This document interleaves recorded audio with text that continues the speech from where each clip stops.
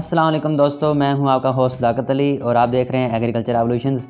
तो दोस्तों आज आपके साथ किचन गार्डनिंग के हवाले से चंद मालूमात देंगे कि दोस्तों आप किचन गार्डनिंग करना चाहते हैं या शौक़ रखते हैं तो उसके लिए हमने मिट्टी कैसे तैयार करनी है। तो दोस्तों हमारी आज की वीडियो किचन गार्डनिंग करने वालों के लिए बहुत ही मज़ेदार और दिलचस्प होने वाली है कि किस तरह आप घर में मुख्तलिफ पौधे लगा सकते हैं, घर की खूबसूरती भी बढ़ा सकते हैं और घर की सब्ज़ी भी तैयार कर सकते हैं। तो दोस्तों इस हवाले से काफ़ी दोस्तों को ये मसला आता है कि हमने जो घर में पौधे लगाने होते हैं या मुख्तलिफ जो सब्ज़ियाँ लगानी होती हैं तो उसके लिए हम मिट्टी किस तरह की इस्तेमाल करें। तो उसमें ये बड़ा मसला आता है कि हम मिट्टी के इंतखाब में बड़े परेशान होते हैं, क्योंकि अगर हम सही मिट्टी और ज़रख़ेज़ मिट्टी का इंतखाब नहीं करेंगे तो उसमें हमारे बीज का उगाव भी नहीं होगा और अगर बीज का उगाव हो भी जाए तो जो हमारे पौधे होंगे वो मर जाते हैं। तो इस हवाले से आज आपको बताएंगे कि आपने मिट्टी किस तरह तैयार करनी है और कौन कौन सी चीज़ें आपने मिट्टी में मिलानी है और किस किस तरह की मिट्टी होनी चाहिए, ताकि आप किचन गार्डनिंग करना चाहें तो वहाँ पर आप गमलों में पौधा लगाना चाहते हैं। इसके अलावा अगर आप कोई बाल्टी में लगाना चाहते हैं, मुख्तलिफ पॉट्स इस्तेमाल करना चाहते हैं तो वहाँ पर बासानी इस मिट्टी को इस्तेमाल करते हुए आप किचन गार्डनिंग कर सकते हैं,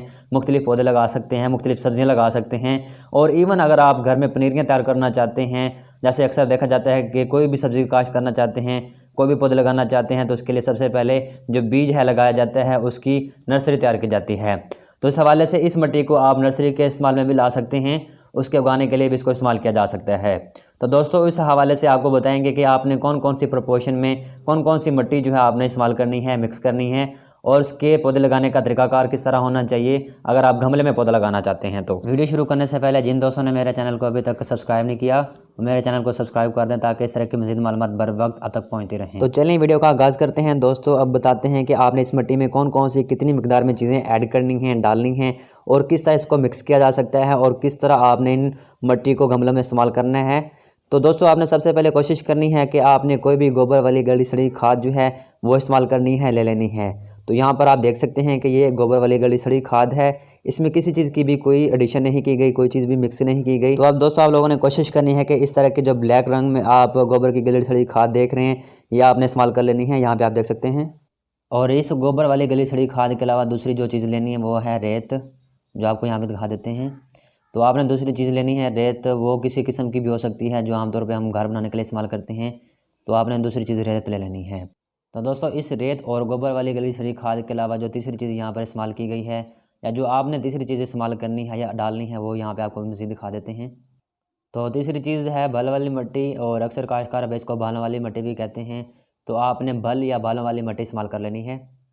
तो दोस्तों जैसे ही आपने ये बल वाली मिट्टी, गोबर वाली खाद और रेत ले ली है तो अब बताते हैं कि इसकी आपने कितनी कितनी मिकदार मिक्स करनी है। तो दोस्तों आपने कोशिश करनी है कि जो बल वाली मिट्टी है इसकी आपने 2 बाल्टियाँ ले लेनी हैं और जो रेत है उसकी आपने आधी बाल्टी इस्तेमाल कर लेनी है और जो गोबर वाली खाद है उसकी तकरीबन आप 1 बाल्टी ले लें। तो इन सब को आपने अच्छी तरह मिक्स करना है। तो मिक्स करने का तरीकाकार आप यहाँ पे देख रहे हैं। और मिट्टी पहले क्योंकि सैंडी है तो इसमें आपने कोशिश करनी है कि तकरीबन आधी ही जो बाल्टी है वो आपने रेत की इस्तेमाल करनी है। और इन तीनों चीज़ों को आपने लेकर करंडी या बेलचे की मदद से या किसी भी चीज़ से आप बासानी मिक्स करना चाहें तो इसको मिक्स कर सकते हैं। और कोशिश करनी है कि अच्छी तरह मिक्स कर लें ताकि एक मिट्टी अच्छी तैयार हो जाए। और मिट्टी तैयार करने के बाद आपने इसको गमलों में शिफ्ट कर देना है या डाल लेना है। तो दोस्तों ये था आसान सा तरीका कि किस तरह आप गोबर की खाद, रेत और जो बालों वाली मिट्टी है उसको इस्तेमाल करते हुए जो एक घर में पौधे लगाना चाहते हैं उसकी मिट्टी इस्तेमाल कर सकते हैं और गमलों में इस्तेमाल कर सकते हैं।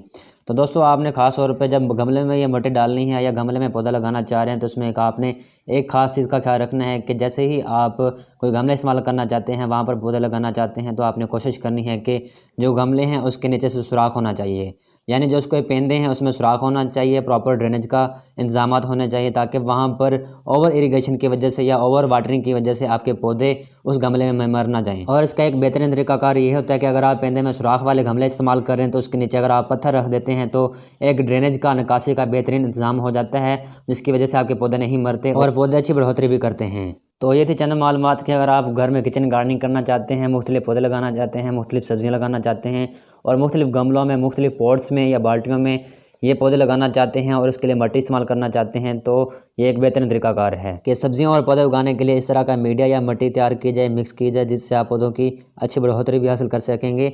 ना सिर्फ पौधों की अच्छी बढ़ोतरी हासिल की जा सकेगी बल्कि वहाँ पर आप हेल्दी वेजिटेबल्स भी तैयार कर पाएंगे। तो उम्मीद है कि दोस्तों हमारे किचन गार्डनिंग के हवाले से आज की ये वीडियो आपको पसंद आई होगी।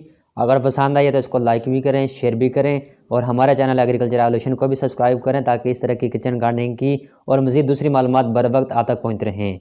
और इसी के साथ हमें इजाज़त दें। अल्लाह हाफिज़।